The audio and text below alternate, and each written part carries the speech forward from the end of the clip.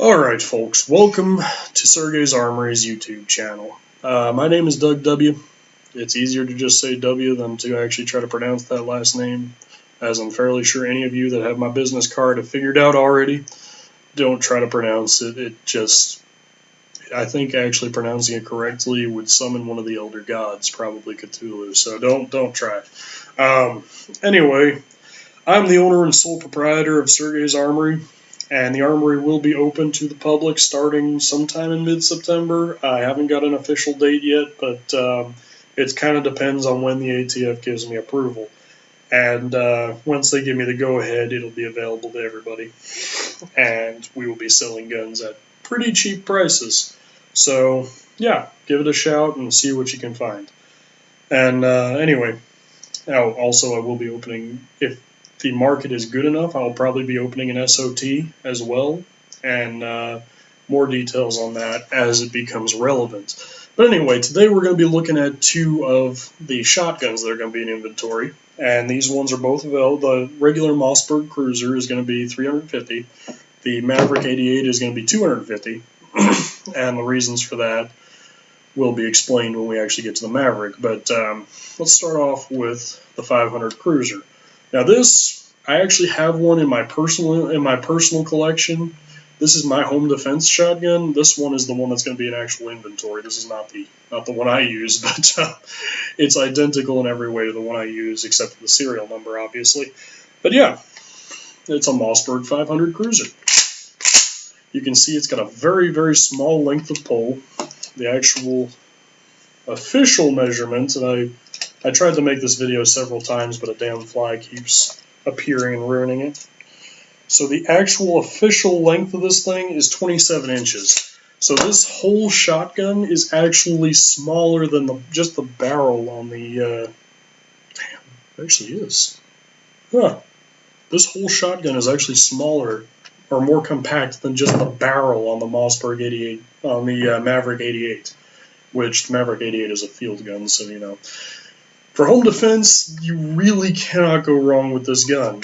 At clocking in at just 27 inches and weighing about, I'd say about 3.5 pounds, maybe 4, this thing really, really epitomizes home defense. Now, a lot of people give Mossberg a whole bunch of crap for using an aluminum alloy in the receiver. Personally, I don't. And the reason being, I have put about 1,000 rounds through my personal one, and there's not been a single problem. And some of those rounds have been double-aught buck. Some of them, like yesterday, were slugs. My wrist still has not forgiven me for the slugs. Now there's my freaking palm of my hand. God, that hurts. Anyway, slugs are not a pleasant thing to put through a pump shot, or through a pistol grip pump. That's just, that's asking for a chiropractor visit. Anyway, this one, like I say, it's perfect for home defense. It's short, it's light, it's got a heat shield around the top, so if you drop it to your waist and you accidentally grab around the top, you're not going to burn yourself into a crisp, which I've done with my Mosin several times, and trust me, it's not pleasant. The accuracy, obviously, it's a pistol grip shotgun. You don't really expect a lot of accuracy at range, but I was deeply surprised yesterday when I took this to the range and I was actually able to hit the target at a little over 70 yards with a slug. And, it wasn't, the most accurate hit, but for a smoothbore gun, that was pretty damn surprising. I had the target out, I think it was 75 yards, and I managed to bean it like 3 rounds out of 5, sent down range, so this can be accurate. It's just, a pain in the ass to aim at that range because all you got is one single bead on your front sight. This really is designed for very close range work. And for close range, you can see my computer is maybe 3 feet away from me, and this thing is not even coming close to the screen. I mean, well, it probably looks a lot closer than it is, but it's about 6 to 7 inches away from the screen, and that's held at a decent distance from my shoulder, so I've got enough room to compensate for the recoil. Very, very, very good shotguns. Like I say, I've never had a problem with mine, and to take it down is very simple. You set your bolt at about halfway. It doesn't have to be halfway exactly. There's no real thing that could go wrong if it's not exactly halfway. And then you just loosen this bolt up here, or this nut, whatever you'd like to call it. You unscrew that, your whole barrel lifts off, and now you can get inside to clean it. Very, very simple. This is as far as you need to go to clean it on a regular basis. To get more advanced cleaning, you just pull off the pistol grip. There's a hex nut in here, and I mean, if you don't have a set of hex keys, then you probably need to get them, especially if you're considering getting firearms. But you just pull off this pistol grip, pull out the actual trigger pack, and then you're golden. You've got access to the entire internal section of the gun. Putting it back together is just as simple. Takes no more time than taking it apart, and you just slide your barrel back in, you tighten down the bolt up there, and you close your action. And guess what? It's ready to be loaded and fired. Now, one reason I prefer this over the Remington 870, there's a couple reasons I prefer it over the 870. Number one, your pump release is right back here where your thumb sits, so you just hit that and your whole pump is released, and you can just, you can open your action without a problem. Another reason, and you probably noticed that now the elevator is all of a sudden, visible as opposed to locked up and nice and inconspicuous, is because the elevator actually locks upwards when the action is forward. That makes it so much easier to thumb your rounds in, and you don't have to worry about the elevator coming down and pinching your thumb. Apparently, my birds are very excited about the fact that there's a shotgun in the room, or two shotguns. No idea, but yeah, very, very simple to work with. It's a 500 series, so I mean it's been around since the 50s. This is compatible with all accessories from the Mossberg that are compatible with a regular Mossberg 500. It has the top of the receiver actually drilled and tapped. It's got a couple set screws in there. You can just remove them real easy. And you can put a ghost ring sight on the rear. You could put a weaver rail, you could put whatever you wanted on there. If you put a scope on there, then you are really a very different person. But that's up to whoever wants to put that on there. One of the other things I like about this over the 870 is the fact that your safety is right here. So you don't have to actually turn the gun to look to see if it's on safe. You can just look. As you're looking down the sights, you can tell if it's safe at a glance. Apparently, another thing I like is grandfather clocks, and that one next to me is going to drive me freaking crazy today. Anyway, don't ask why it's there. One of the big things a lot of people ask in terms of firearms is whether or not this grandfather clock is going to stop ringing anytime soon. The answer is yes. Jokes aside, the one thing a lot of people ask about these firearms is how much of it is plastic. Well, it's a pretty easy statement to quantify. We've got plastic grip, we've got a plastic pump, and we've got a plastic trigger guard. Now, the trigger housing assembly is plastic partially and partially steel. Most of the internals are steel. I think the hammer is some kind of an aluminum composite, which is fine. Like I said, I've got several thousand rounds through my personal one. I've never had a problem yet. Well, okay, there was one problem, but that's, my hand and wrist getting nearly broken by freaking double-aught buck and everything else. But that comes with the territory of short shotguns. So, now we've looked at their midline range. I think they also have one range above the usual 500 cruisers. I think there's a 590 cruiser, which is a little bit different, but, a Mossberg is a Mossberg, basically. Let's look at their budget range. Now, this is the so-called budget range. This is the Maverick series. And I say so-called because realistically speaking, this is the same exact gun that we just looked at. It's still a 500. It's still just the same as your standard Mossberg 500 with a few minor differences. First off, they have a proprietary pump on these. It's a little bit thinner The plastic feels a little bit flimsier, but realistically speaking, you're not going to be putting a lot of pressure on this plastic, so you don't really have to worry about it. Another big thing about it is I've noticed that the butt pad is a little bit thinner on this one. It still feels really nice. It still sets into the shoulder really nice. It still kicks like a mule with hemorrhoids, but, you know, what can you do? It's a 12 gauge. You kind of expect that when you're going into it. I also sell them in 20 gauge, by the way, which has a slightly lower kick, and then 410, which has almost no kick. So, you know, if you would prefer any of those other ones, let me know. Now, one idiosyncrasy of the Maverick design I've noticed is that while it has a slightly longer magazine tube than the Cruiser, it still has the same 5-round capacity in the magazine, plus 1 in the chamber, obviously, and that's with 2 3/4-inch shells.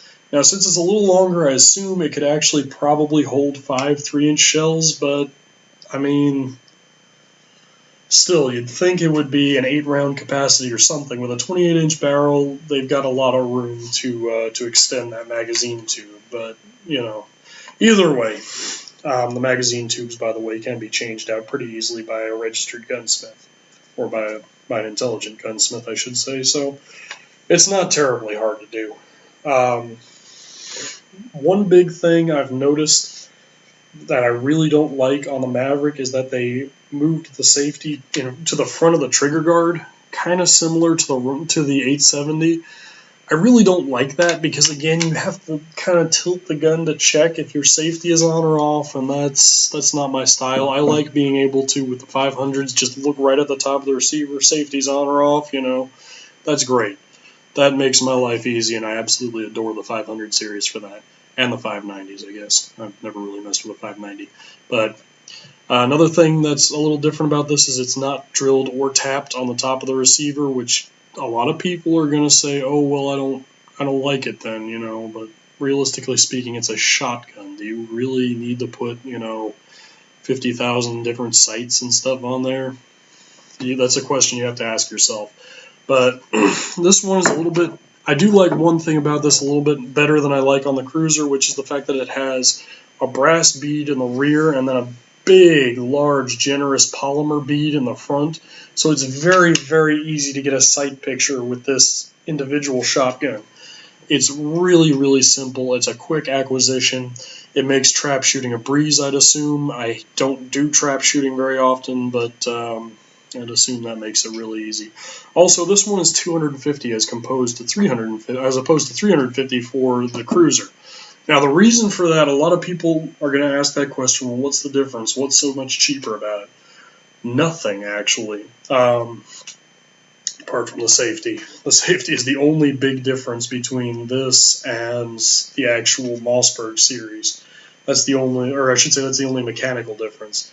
Internally, these are the same exact guns, but the difference is the majority of parts on the Maverick series is made in Mexico, as opposed to all the parts being made in the United States for the actual Mossberg series. Now, the Maverick series, I believe the receiver itself is actually made in Eagles Pass, Texas, which, you know, home state, woohoo. Couldn't resist. Anyway, I mean, overall, it's just a very, very good shotgun for a very good price, but some people are going to be turned off by the fact that parts are made in Mexico, you know. I personally couldn't give a damn. Like I said, the quality is the same. The major difference mechanically is that little crossbolt safety up here, which I really, really don't approve of that compared to the actual Mossberg mainline, which has it right on top of the receiver. That to me is just, I mean, that's the epitome of safeties right there, because you cannot physically look down the sights of that gun without knowing whether your safety is on or off. In this one, you could know whether your safety is on or off. So, I mean, frankly, if you know what you're doing with a gun, you're not going to be pointing it in an unsafe direction at any time anyway, but at the same time, it doesn't hurt to build in a little extra idiot proofing. Ever. Never ever hurts to do that. But yeah, overall, same gun, almost all the parts interchange. I think the pump and I think the pump itself is the only part that doesn't interchange between these two. Internally, they're nearly identical, except for that crossbolt safety, and that's the reason that the trigger groups cannot interchange. You can kind of sort of modify a Model 500 trigger group, I think, to fit in the Maverick 88, but I wouldn't do it because then you lose your safety. The safety, like I say, that's the only mechanical difference between these two. And for $100 cheaper, it's still an extremely reliable shotgun. I've fired a couple Mavericks. I had a Maverick Cruiser for a while, and, well, no, it was the Maverick Security, I think they called it, but it was basically a Cruiser, same gun. But it didn't have the heat shield, and it didn't have the sling mounts and anything else, so it was a little bit cheaper. It had, not as many bells and whistles as the mainline Mossbergs, but it was still the same damn gun, and they still are just as reliable. So remember, if you need budget one, Maverick is really the way to go, because you get a Mossberg 500 with a few less bells and whistles for $100 less. What's wrong with that picture? There's literally nothing stating that you should not get a Mossberg Maverick, at least one of them to have around the house.